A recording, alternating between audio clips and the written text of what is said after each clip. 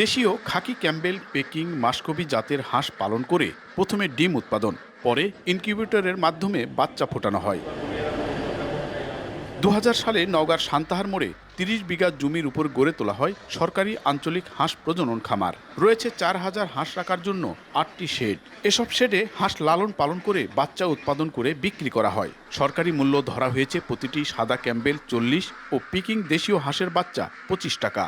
তবে ক্ষুদ্র খামারিদের অভিযোগ, বড় খামারিদের সিন্ডিকেটের কারণে তারা চাহিদা মতো বাচ্চা কিনতে পারছেন না। এমনকি সরকারি রেকর্ডে না তুলে অবৈধভাবে লেনদেনেরও অভিযোগ তাদের। বাচ্চা চাইলেই কয় বুক হয়ে গেছে, ৩ মাস পরে লাও, বুঝছেন? অথচ দাম ২০ টাকা বেশি দিলে, ১০ টাকা পার পিস বেশি দিলে বাচ্চা মিলা ওরা আমাদের চাইতে ওরা নিয়ে যায়। সরকারের রিসিট ছাড়া অতিরিক্ত মূল্যে বাচ্চাগুলো বাইরে বিক্রি করে। এতে আমরা ক্ষতিগ্রস্ত।